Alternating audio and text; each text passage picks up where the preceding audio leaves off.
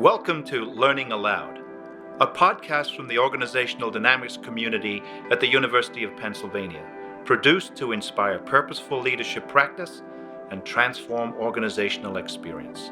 I am your host, Stephen G. Hart. My guest today is Stephen Frost. Stephen is a globally recognized diversity and inclusion expert, founder and CEO of Frost Included, a firm specializing in helping clients embed inclusive leadership in their decision-making. From 2007 to 2012, Stephen designed, led, and implemented the inclusion programs for the London Olympics and Paralympic Games as head of D&I for the London Organizing Committee. From 2004 to 2007, Stephen established and led the workplace team at Stonewall, growing the Diversity Champions program to the largest of its kind in the world, with more than 600 members, launching the UK's first LGBT recruitment guide, establishing the Stonewall Leadership Program, and developing the Workplace Equality Index, which has become the standard survey to measure workplace inclusion. Stephen is a University of Hartford College Scholar at Oxford University and a Fulbright Scholar at Harvard University. He was elected recipient of the 2010 Peter Robertson Award for Equality and Diversity Champions, named their 2011 Young Global Leader by the World Economic Forum, and voted one of the top 100 influential LGBT people in the UK. Stephen teaches inclusive leadership at Harvard Business School and Kennedy School.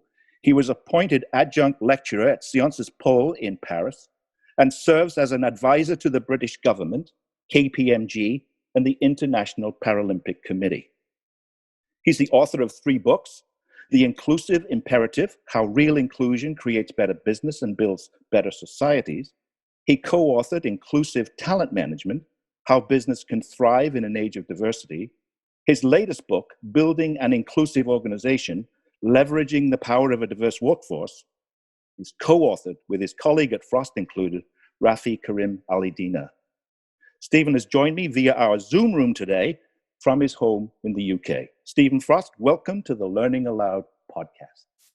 Steve, that's very kind. Thank you. Great to be here. Well, it's a pleasure to have you, Stephen. You've got such an amazing career in D&I. How did it all get started for you? Well, I think it kind of started in a couple of ways. I think one, I guess, is just intrinsic or natural. Like if you've grown up with stuff, you just feel it and you feel passionate about it. So, growing up gay in the 70s and 80s is an interesting, in rural North Yorkshire, having a disabled sister, coming from a working class background, getting into the wide world, then seeing Oxford and all the privilege of the British establishment. I think all those things,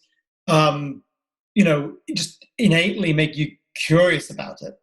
But I guess the second one is more professional, which is, as you get into your career and you question why decisions are made so and why things are so, and you perhaps hanker after real meritocracy and you see things happen. It's just about actually how are decisions made and who is consulted and actually are they the best possible outcomes that they could be? Is there really meritocracy? And so I think that led me to move from a commercial background in advertising and consultancy into, I guess, more of a kind of hands-on kind of career in diversity inclusion itself with Stonewall. Do you want to talk specifically how I got into that? I think that would be interesting background because Stonewall is such a well-known entity here. Yeah, it was actually in the States because I left advertising and consultancy in the UK and went to the States to do my master's at Harvard. And while I was there, I got involved in the equal marriage campaign in Massachusetts in 2002-2003, which resulted in Massachusetts being the first state in the US to equalize marriage 2004, I believe. So that was great. And then I also got quite involved in the Black Caucus, African-American caucus at Harvard, and a lot of race equality work. And I guess therefore, when I went back to the UK, I was quite keen to volunteer for Stonewall and get involved. And actually, we turned into a job. And I set up the consulting programs for Stonewall, which was perfect. It was my own kind of commercial background, but for a cause I utterly believed in and was passionate about. And that's how I was able to then get into Stonewall, an interesting time, 2004 onwards, when LGBT rights were still quite controversial, particularly in the military or in sport, and got into it that way. So you've seen quite I would imagine, an evolution in diversity and inclusion work in your time from its days of compliance. So what has changed in your mind since that early days of compliance-related diversity and inclusion? Yeah, no, it's interesting. I mean, I think a couple of things really. One, I guess, is where changes happen quite quickly. And I guess you touch on it, the compliance thing, how you can reframe diversity inclusion work away from compliance and towards the business case, or what are the pull factors rather than just the push factors. And so to take Stonewall as an example, in January 2005, we launched a benchmarking program, the Workplace Equality Index. And that was partly based on the HRC's Corporate Equality Index. And the idea was to benchmark organizations on how gay-friendly they were. And in 2005, we had 7 organizations that did not want to be named in the index. So you had the top 100 employers for gay people, but actually 93 gave their names. So we went from that situation to 2007, when you had hundreds of organizations competing to get into the top 100 and have PR and recognition around that. And that simple reframing of it away from compliance to it being an aspirational achievement to actually be crowned as a good employer for all the attractions that come with it in terms of attracting talent and reputation and stakeholder management. That happened in just 3 years. Really, the reframing from compliance to aspiration by the way you frame it. But I think in other things, when we look now in 2020, and heck knows we've still got a lot of work to do, but I think what's changed is that rather than it being a fringe topic, it's now in some ways a mainstream agenda item. That we recognize that there are racial and sexual orientation and gender and disability aspects to many of the big decisions that we are making as leaders and organizations in society. And for good and for bad, with all the work that's still to do, it's great that that stuff is increasingly on the agenda.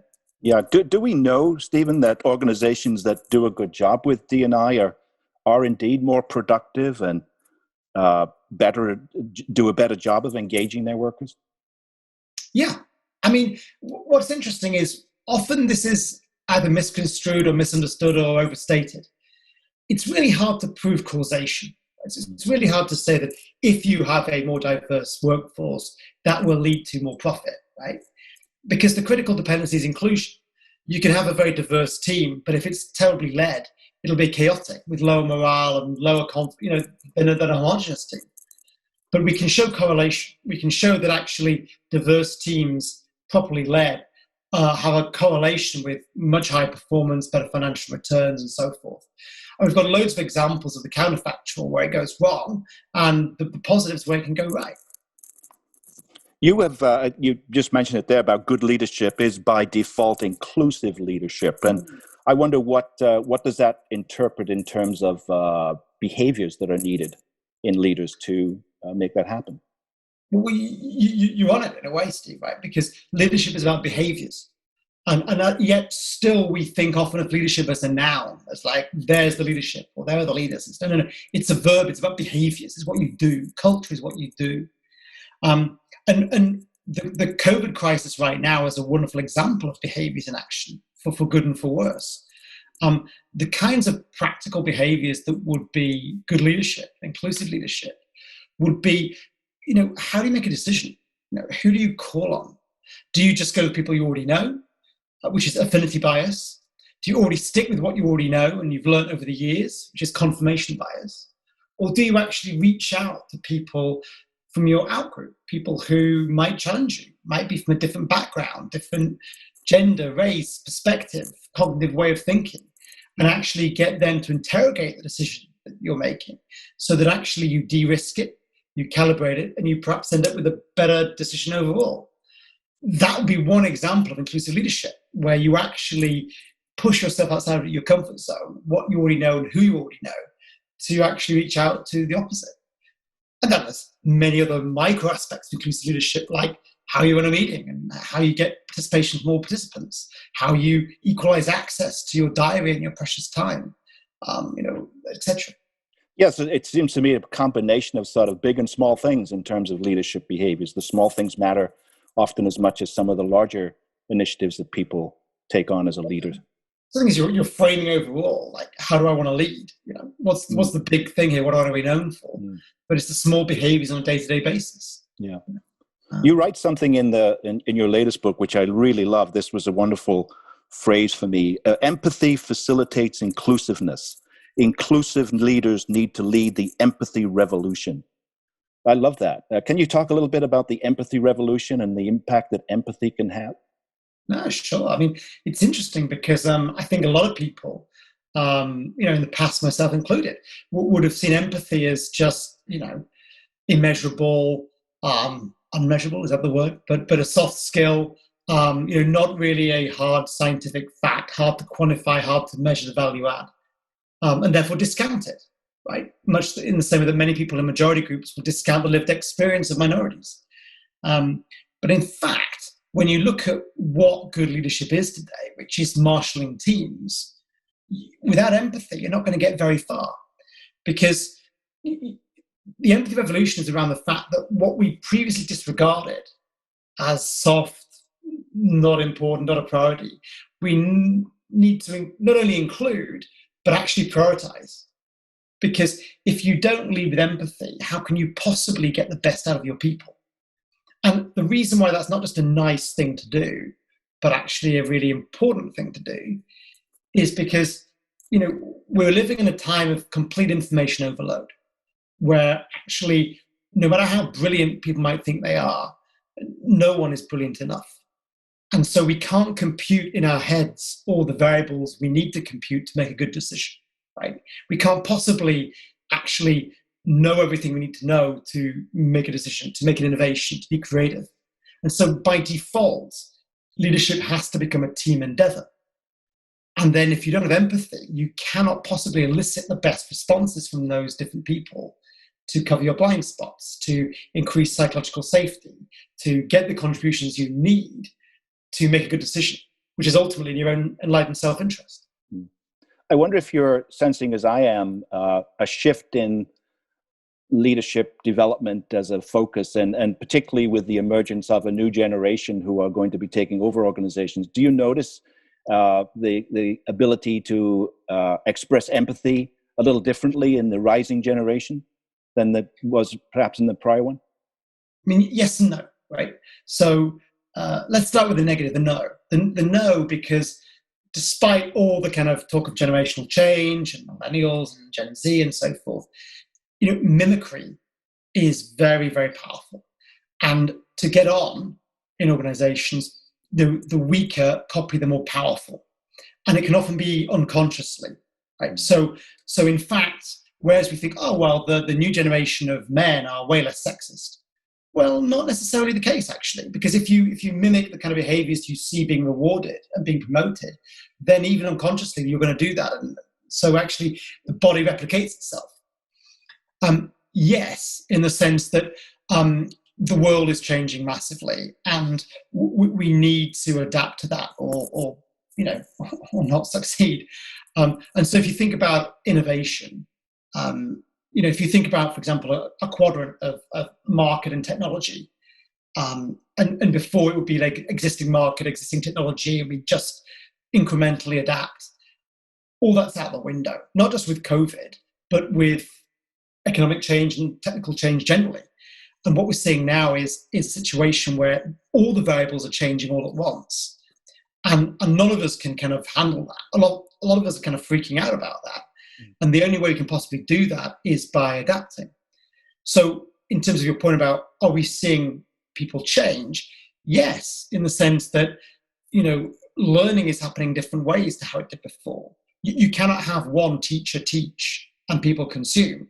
You now need multiple sources of information and multiple people learning together to possibly to compute, to educate yourself. And so that necessarily means more teamwork, more empathy, more cross-working, breaking down of silos, bite-sized learning, personalization. And in that sense, things are changing quite radically. Yeah, I found in my time in working in diversity and inclusion that very often people in this realm are working as lone wolves in their organization. And I wonder what you have learned as, or found out as, what's the best way to get in to the minds of senior leaders to make meaningful inroads to embed this D&I concepts in an organization. To kind of get buy-in, you mean? Yeah, or opt-in, as I prefer to say, rather than buy-in. No, Opt-in. very good. To get Is there a opt-in. way to get? Is a better way to? What have you learned about getting the opt-in of Mm. senior leaders? I mean, I think, there's so many ways to go about this, but I think one of the ways is what I would call the platinum rule. Um, and, most folks know about the golden rule, treat others as you wish to be treated yourself, which is how I was brought up. It's very nice and polite. But the platinum rule, of course, is about treating others as they wish to be treated. And we'd normally apply that perhaps to somebody who was vulnerable or had less power. But actually, we can also do it in the inverse. We can apply that to people with power that we need to influence. And, let's take the big bad CEO, right, who we've got to get opt-in from. Well, they're human and they've got vulnerabilities and insecurities themselves. And often, in fact, the more senior or the more powerful people are, the more they have to lose. And therefore, the less they're able to be vulnerable. So how can you actually empathize with that situation? And rather than going in lobbying for diversity and inclusion, how can you actually start with, how can I help? What are the challenges you're facing right now and how can I help you with those? And I pretty much guarantee that with any exec right now, the top things that are on their mind are cognitive overload, stress, people management, technological change, business change. And you can help with that through basic D&I thinking, system one and system two, in groups and out groups, how you make decisions. And so I think really, empathizing and helping them rather than expecting, to lobby to get even more in their mind, even more on their limited cognitive capacity. And just being empathetic about that. I think ultimately the biggest thing I learned was at the London 2012 Olympics, if you start off with really, really great women and men who are positively disposed towards diversity and inclusion, they need a reason to believe. They don't want to be turned off. And so they start off by seeing diversity and inclusion as mutually exclusive with what they've got to do, right? Like, I've got to sell tickets, build a supply chain, recruit people. And then this guy comes along to about diversity and inclusion, and it's just another thing on my to-do list. Whereas actually, if you say, no, think about it completely different. Rather as an extra thing on your to-do list, as an opportunity cost, how can this be a methodology of helping you do your to-do list, right? So how can this help you sell tickets, build a supply chain, recruit people? And then you're into a place where you're helping rather than just adding to the workload. Yeah. It's almost impossible to have a conversation on diversity and inclusion without addressing the issue of bias. And you've mentioned it a couple of times in some of your answers. And you write that bias in people is naturally occurring. In fact, there are several types of bias going on in people, positive as well as negative, conscious and unconscious. Can you just unravel that a bit more for me? Because I think it's a fascinating area of this work. The different kinds of biases. Yes. I mean, yeah, I think, again, perhaps it sounds provocative to say this, but we're all massively biased. And that's just a fact of being a human, right? So we talk about this unconscious bias as, again, a separate work stream, right? When it's just an inherent part of how we live and how we think. So I guess the way into it for me would be trying to get people's defensiveness down. That, look, you're biased, I'm biased, we're all biased. It's how you make decisions. Given what we've just been discussing about cognitive load, how can you possibly get through the day without making cognitive shortcuts, right? So you have to make cognitive shortcuts, assumptions and stereotypes to just make enough decisions and get through the day. The question is basically being conscious of those that really matter. So, what you wear, what you eat, what you watch on TV. I mean, okay, but who you hire or who you allocate work to, or who has access to your time, these are things that we've got to be very conscious of. And so I think making a point of being purposeful and conscious about the things that really matter is important, and not beating yourself about bias, which is just an inherent part of being a human. I'd also say that, and I was, reminded this the day actually in a seminar.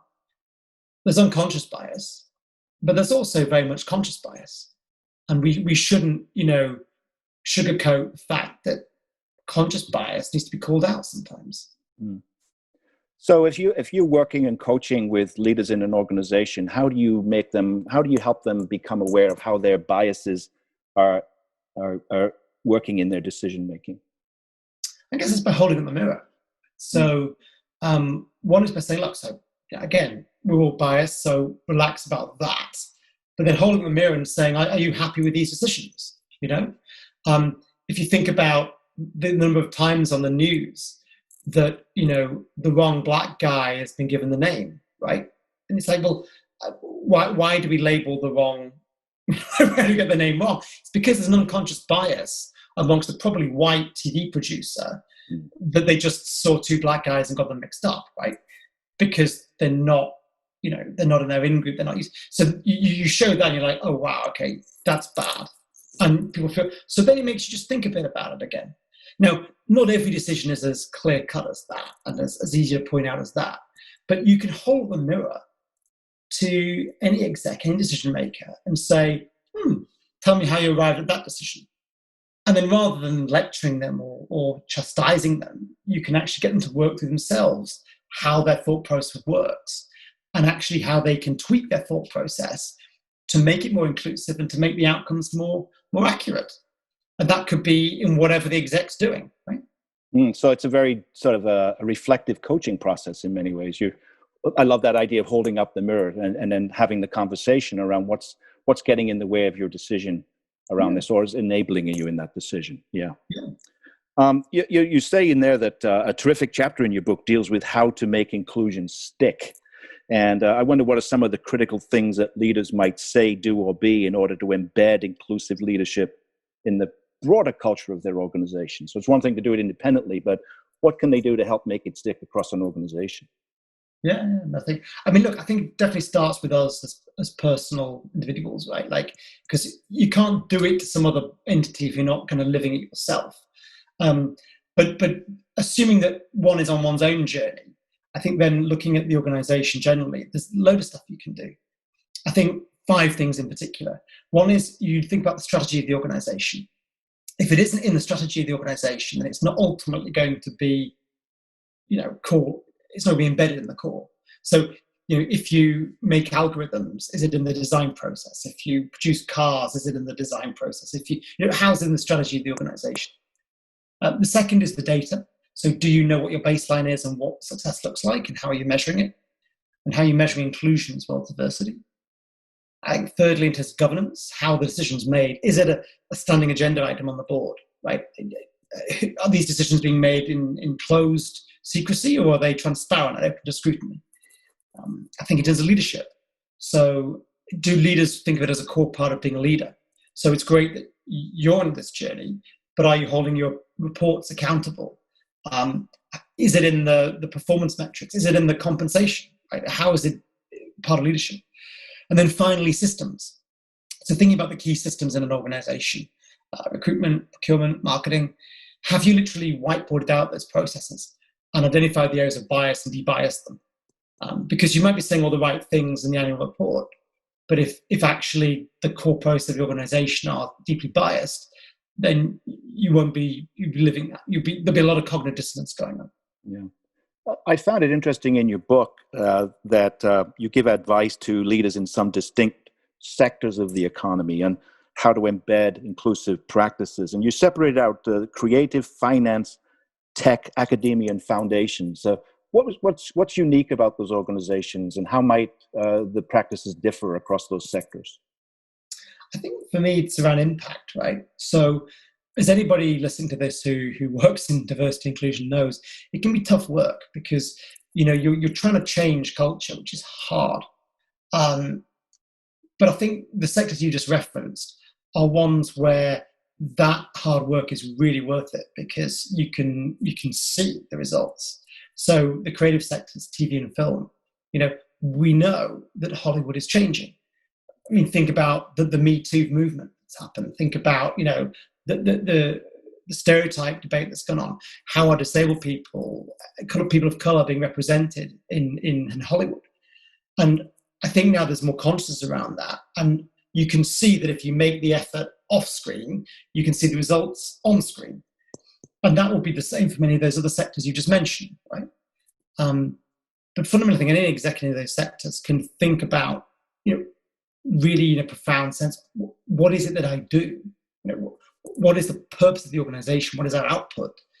And how can I influence that design process with an inclusion lens on to make the output better? I love the idea that it's about impact and having co-opting people along the way through your leadership style, making yourself an attractive leader that others want to learn from and be part of. Critically important. Now, we're recording this interview in May of 2020 during a global pandemic, as we've referenced already. I wonder whether you think the pandemic will help or hinder organizations to learn more rapidly about how to build more inclusive organizations. What's your take on that? So this is another yes and no answer. What we're seeing is a real bifurcation. The bad news is that some organizations are completely in system one thinking mode, see this as an opportunity cost, and it's just deprioritized or even cancelled, right? It's just off the agenda or down the agenda. I think that's a mistake, right? I mean, I was talking to the ex-HRD of McDonald's, David Fairhurst, who knows a thing or two about managing people. He managed 2 million staff worldwide. And he said that, it's a real mistake to downgrade diversity inclusion at this juncture because, one, you're going to miss out on so much, but two, you're just not going to be ready for the new normal because you're going to set yourself back years in terms of talent attraction, decision-making, customer relevance, you name it. The good news is that I think there are some organizations that are doubling down on diversity inclusion right now, who recognize that we've got to think about this, as we've been discussing in the design process, particularly at this juncture. So if I think about AstraZeneca, the pharmaceutical company, or Wellcome Trust, the health research charity, right, they're both absolutely involved in developing vaccines for COVID right now. There are 80 trials going on in the UK alone. Given that, we know we've got to include diversity in the trials. In other words, we have to imbue the design process with diversity if we're to get equitable treatments. You look at COVID right now, and there's clearly a disproportionate death rate according to race, right? If we don't think about that in the design process, the trials, we're not going to end up with a vaccine that works for all, that maximizes life, right? So it doesn't really get more fundamental than that. So I think some are downplaying it and cancelling and downgrading, mistake. Others are doubling down on it, which I think is fantastic because we can really show at this time of global crisis why inclusion is so important to life and death, as well as to business generally. So what's next for you in the development of your own work and those of Frost included? What are some of the next significant barriers that you're looking to do your work around? Well, apart from the barrier of going a little stir crazy in lockdown in my apartment, I think that the next steps has got to be really pushing the impact agenda, right? So, we're all human. We've all got busy lives. We've all got limited things that we can do. It's about choices and prioritization. And if we can work on those things that have a real impact, we can show the case studies, show the quant and qual results. Hopefully we can inspire others to come along. So if we can show actually that by including inclusion in the trials of COVID-19 vaccines, that we can save more lives, then hopefully it will become more of a norm in science generally. That when you conduct clinical trials, of course, you've got to think about diversity in the selection of who gets included in that. If we can think about in tech, debiasing algorithms. So, it's kind of outrageous that we have driverless cars that bump into black folks more than white folks because the camera-based AI technology has a harder time seeing darker skin. So if we can kind of get tech firms to think about diversity inclusion in the design process there, wouldn't that be great? And then if you think about it in not only health and tech, but in, for example, finance. thinking about it in the way we make decisions around financial regulation. You can create loads of rules, but people can get around rules. If you can create culture change and get people to think about how this, is in my own enlightened self-interest, you can get different financial decisions, de-risk decisions, and so forth.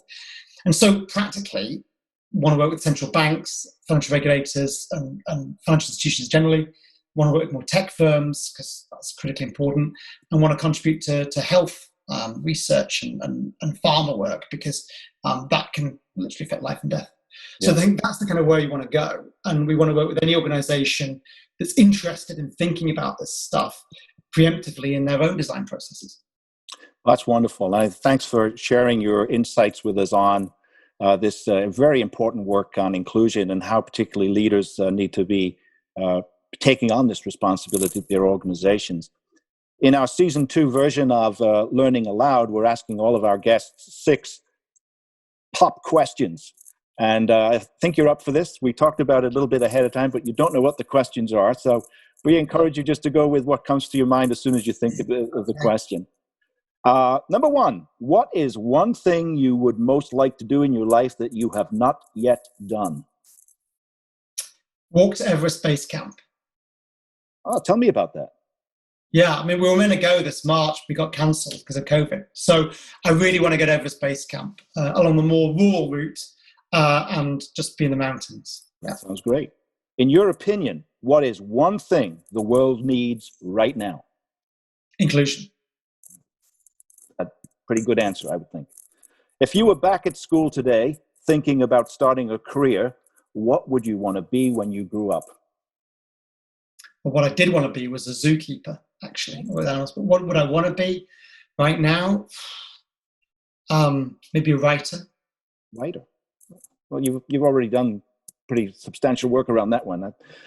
What hobby or activity outside of your work brings you joy? Cycling. And what person, living or dead, has inspired you the most? My sister. And what's the last thing you read? The last thing I read was, again, I think, Into Thin Air, the book by John Krakauer. Yes, a wonderful book. Or You Shouldn't Climb Everest. That's right. Yes, I remember it very well. Well, Stephen, I want to thank you for being here today and working with us on the work that you do and sharing with us the work that you do and deep insights into how diversity and inclusion needs to be led in our organizations. We truly appreciate you being here today. Thank you very much for joining us from your home in the UK. Thanks for having me. It's been great talking with you. All the best. Stay safe and well. Thank you very much. This is Steve Hart for Learning Aloud podcast. Our thanks today to Dan Shields, our producer, to bring this podcast to our Learning Aloud library. Thank you very much.